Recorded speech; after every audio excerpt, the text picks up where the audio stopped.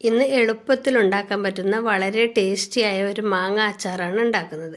അതിനായി 4 മാങ്ങ എടുത്തു വെച്ചിട്ടുണ്ട്. ഏകദേശം 600 ഗ്രാമോളം വരും. നന്നായി കഴുകി വൃത്തിയാക്കിയ മാങ്ങ നന്നായി തുടച്ചെടുക്കണം. വെള്ളത്തിൻ്റെ അംശം ഒട്ടും പാടില്ല. നന്നായി തുടച്ചെടുത്ത് കട്ടിംഗ് ബോർഡും എല്ലാം തുടച്ചെടുക്കണം.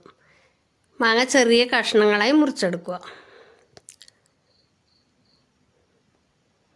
ഒട്ടും വെള്ളമയം ഒന്നും പാടില്ല. അങ്ങനെ വന്നാൽ അച്ചാർ പെട്ടെന്ന് കേടായിപ്പോവും. മാങ്ങയെല്ലാം മുറിച്ചെടുത്തിട്ടുണ്ട്. അത് നമുക്കുള്ള ഒരു പാത്രത്തിലേക്ക് ഇട്ട് കൊടുക്കുക. അതിലേക്ക് 2 ടേബിൾ സ്പൂൺ ഉപ്പാണ് ചേർത്ത് കൊടുക്കുന്നത്. ഉപ്പ് ചേർത്ത് നന്നായി മിക്സ് ചെയ്ത് ഉപ്പ് പിടിക്കുന്നതിനായി കുറച്ച് നേരം വെക്കുക. ഏകദേശം അരമണിക്കൂറെങ്കിലും വെക്കണം. ഞാനിവിടെ 1 മണിക്കൂറോളം വെച്ചിട്ടുണ്ട്. മാങ്ങയ്ക്ക് ഉപ്പ് പിടിപ്പിക്കാൻ വേണ്ടി വെച്ച് അത് അടച്ചവിടെ വെക്കുക.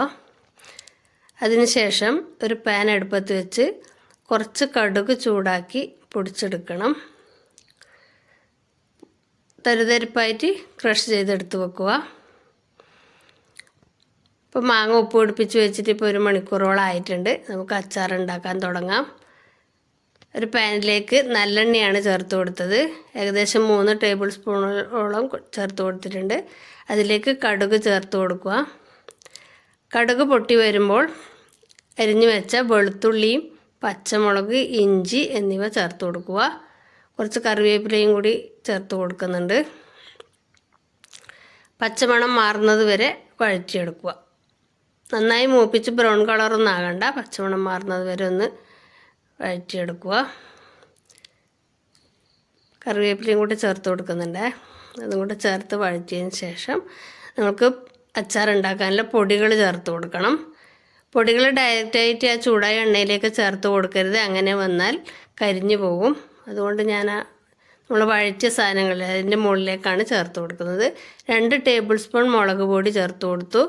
മുളക് പൊടി കാശ്മീരി മുളകും എരിവുള്ള മുളകും മിക്സാണ്. 1/4 ടീസ്പൂൺ മഞ്ഞൾപ്പൊടി.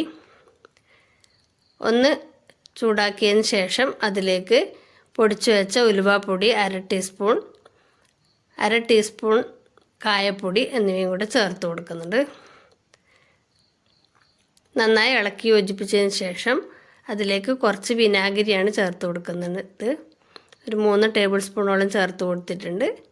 ഇനി ഇത് നമ്മൾ റെഡിയാക്കി വെച്ച മാങ്ങയിലേക്ക് ചേർത്ത് കൊടുക്കുക. മാങ്ങയിൽ നിന്ന് വെള്ളം ഇറങ്ങി വന്നിട്ടുണ്ടാവും. കുറച്ച് വെള്ളം ഈ പാനിലേക്ക് ഒഴിച്ച് പാനിൽ പിടിച്ച അരവൊക്കെ ഒന്ന് മിക്സാക്കി എടുക്കാൻ വേണ്ടി അതിലേക്ക് ചേർത്ത് കൊടുക്കുക. പിന്നെ നമ്മൾ പൊടിച്ച് വെച്ച ക്രഷ് ചെയ്ത് വെച്ച കടുകില്ലേ, അതും കൂടി ചേർത്ത് കൊടുത്ത് നന്നായി മിക്സ് ചെയ്ത് യോജിപ്പിച്ചെടുക്കുക. അങ്ങനെ നമ്മളെ അച്ചാർ റെഡി ആയിട്ടുണ്ട്. എളുപ്പത്തിൽ അച്ചാർ റെഡിയായി അല്ലേ. ഇനി ഇതൊരു പാത്രത്തിലേക്ക് ആക്കി കൊടുക്കണം. അതിനായി ഒരു ചില്ല് കുപ്പി നന്നായി കഴുകി വെയിലത്ത് വെച്ച് ഉണക്കിയെടുത്തിട്ടുണ്ട്. ഒട്ടും വെള്ളമയം പാടില്ല. നന്നായി ഉണക്കിയെടുത്തതാണ്. അതിലേക്ക് നമുക്ക് ഈ അച്ചാർ ചേർത്ത് കൊടുക്കാം.